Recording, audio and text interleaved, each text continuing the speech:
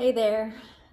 Today's video is by special request. This seems to be a more common thing that I'm doing. So if you have a request, feel free to send them to me, kate@shineyoga.com, and I'll see what I can put up there for you. So today's video is going to work on intrinsic core stability. So that is really your spine and then pelvis, ribs, shoulder blades. And we're going to work on finding our personal optimal neutral and then practice keeping that stable. And then when we move, to really make sure that we're moving from the actual shoulder itself and then pull it back here, your ball and socket joint. Today's video does have a basis in being for athletics, but this is really helpful if you have any neck or shoulder issues and also low back discomfort. So the exercises that we're going to do, there's an easy level, and then there's a more challenging level. So if you are working to alleviate discomfort and create better function, there's a level for you. And then if you have athletic needs, so when you need to keep your core still and find your power in your arms or your hips. Okay, so the first thing I want to set a little bit of a tone in that partly what we're working on is exactly what he has going on, this forward head position. So a lot of people have forward head position just because there's so much happening in front of us, and maybe you're driving or sitting and you get a little this, or even worse, looking at your phone. And so our center of gravity shifts more to the front, and when that happens, it puts strain on all the back body muscles. So that's why we might have a little bit of discomfort potentially. And I'm gonna pull out a little picture here. These aren't great, you won't see them well, so Google it and just look at your back muscles. And in particular, I want you just to kind of have a sense of the layering, that there's these deep muscles that are very long, and it's segmental. So like some group some of the vertebrae together, some group more of the vertebrae together. They're in different sections, and so it's really possible that we've got some muscle patterning issues that get off. And what we're going to do today is going to help you get neutral and be able to hold neutral and reset any of those patterns that you might have.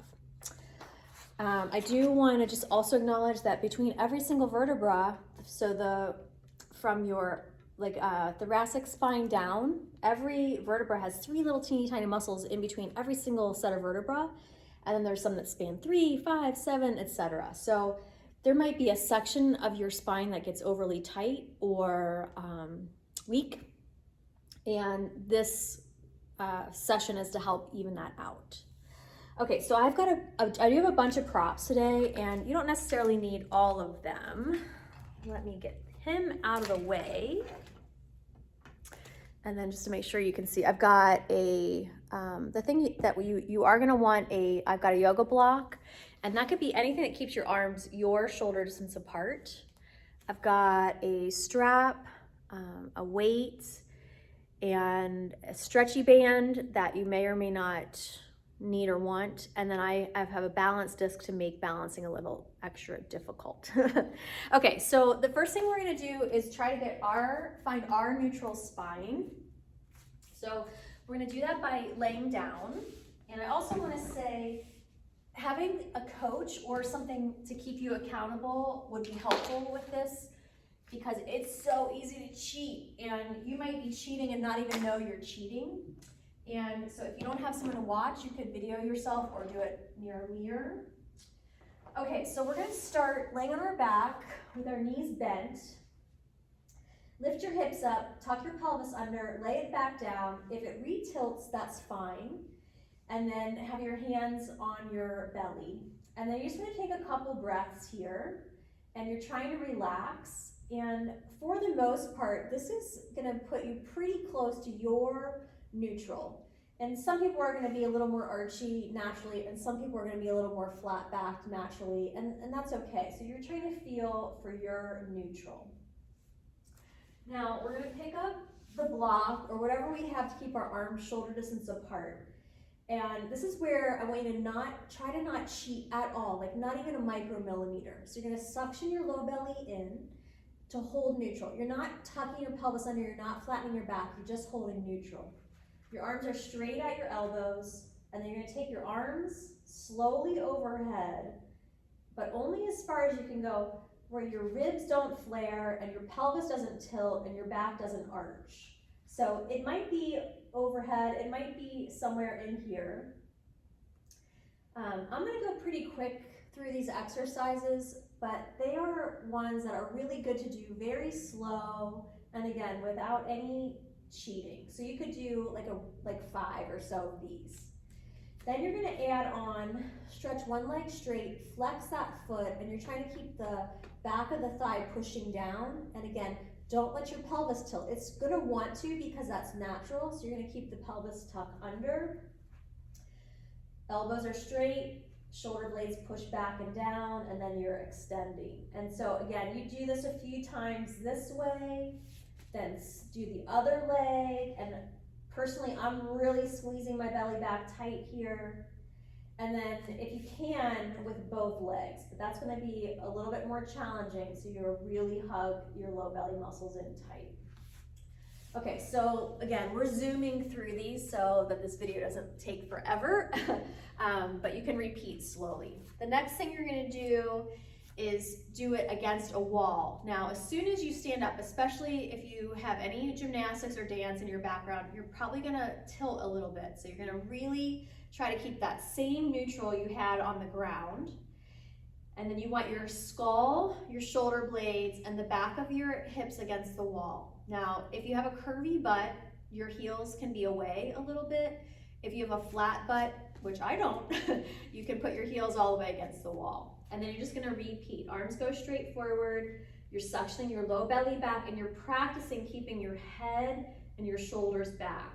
So the shoulders press back, and then you're only going as far as you can go where your back doesn't arch. So right here, personally, I have to slow down a little bit. Like I could easily get them up, but then I've flared and tilted and arched. So you're just gonna really be very focused and keeping your head back, shoulder blades back, belly back, neutral spine. Okay, and then after that, you can give your shoulders a good roll and wobble your head and your neck. Again, maybe like 3 to 5 times slow. All right, now we're gonna work on increasing the shoulder mobility with a strap. So you hold your strap a little wider than shoulder distance apart. Same thing, hug that belly way back and then take your arms overhead as much as you can without arching. Let your head lift up, but make sure you're not pitching it forward. Sometimes that will start to happen. And then just rock things out side to side.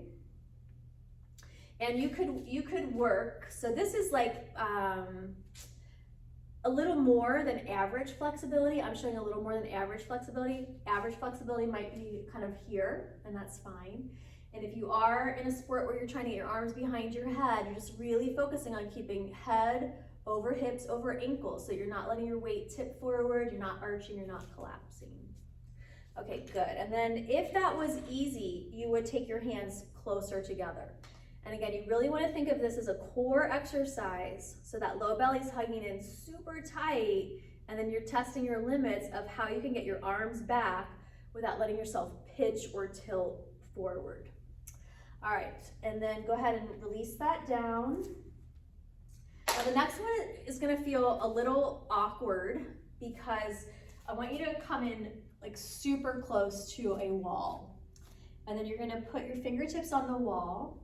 And then right away, you might feel your tendency to lean forward. And a lot of us have that, again, because of forward head position, but also because we wear shoes, even if it's a 1/4 inch heel, you're still a little pitched forward and you get used to your weight being over your toes, where really you want your weight over your ankles. So you're gonna get in really close and lift your chin a little bit so that you're looking level. And then you're just gonna do your best to lift and lower, and you're paying attention to any pitching forward and you're trying to limit that. So for example, most people can lift pretty well, heels lift and lower, but there's a little bit of that pitching forward. So you're just really doing your best to not let there be any pitching. And it might be that you feel like your butt's a little bit tucked under, and that's fine, that's helpful.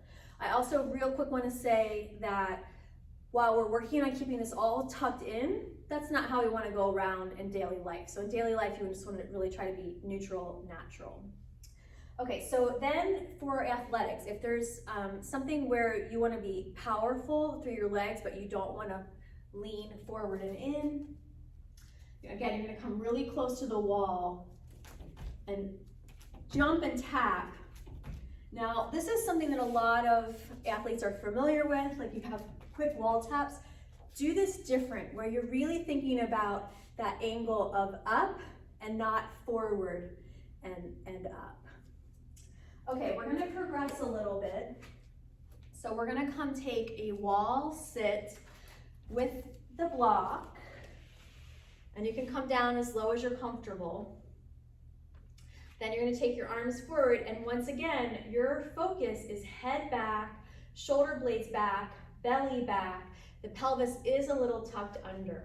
And you're gonna press the shoulder blades back, and then your goal is just to get your arms overhead without letting your back arch. So it's very focused, maybe it's slow, lots of control, and you're working on getting your arms overhead without letting your back collapse to let that happen. Okay, one more in this vein that again is more for athletics than it would be for everyday life. And you could do this one laying down, which is easier, and you would just go through the same progressions where you start with both knees bent, one knee bent, one leg straight, and then both legs straight. Just so I don't make this video too long, we're gonna go right to the standing version. So you're gonna again have your hands a little bit wider than shoulder distance apart, just a little bit.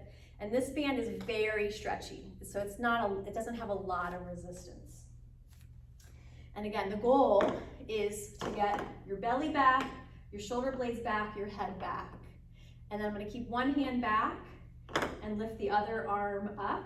I'm gonna switch so that I don't get hit by this handle. So I'm holding the other side back, belly back, shoulder blades back, head back. And so more than anything, think of this as posture retraining. It's not really strength, it's not really flexibility, it's about your ability to hold your core still when you move the arms. Now, as I'm working, this is pretty easy, so I just keep making it a little more challenging each time, where I practice moving my arm, and that's my limit there, moving my arm without moving my back or my head. And then we would repeat the other side, and then the next one is similar, but you're gonna have both arms overhead. And again, that part might be the challenging part, is can you get your arms overhead with your belly, shoulder blades, and skull back?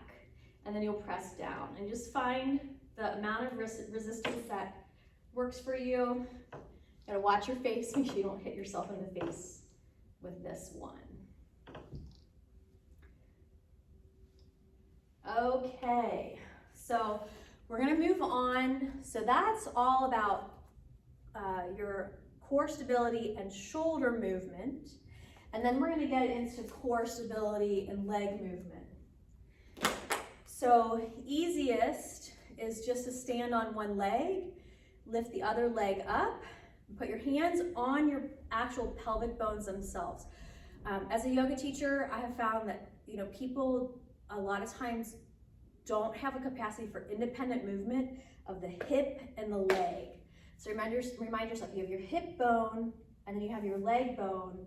And so you're just gonna try to move your leg without letting your pelvis move. So for example, I can move my leg really big if I let my pelvis move with it, but you're gonna try to isolate that movement. There is a lot of work, there's a lot of work out there right now with this kind of kineo stretch, kinesiophysiology. And so there's some certain patterns you could follow, but just random is a good place to start. All right, then if you're working more in the athletic realm, get something unstable. So this is a balance disc. You could use a half Bosu ball. There's like the foam discs. So anything that just makes you less stable. And then you're just gonna try to hold your balance and move that leg around as you're holding your balance and moving that leg. Then another progression is that you get a weight and you're gonna balance on one leg and you're just moving that weight around randomly. I haven't done this in a while. Another thing is like toss a ball. Like, can you maintain your balance on your standing leg where there's, you know, challenges for your torso, where you're trying to keep the pelvis still and steady. And then you can also work on like lifting the heel and moving your leg as well. Okay, I think maybe I had one or two more, so I just need a moment to pause and see if I left anything out for today.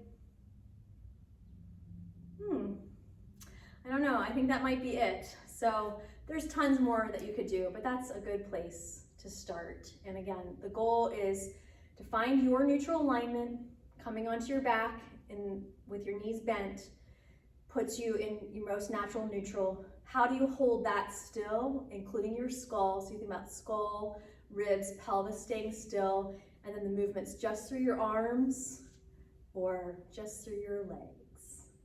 All right, I hope that is a helpful start, and I'll see you later. Bye.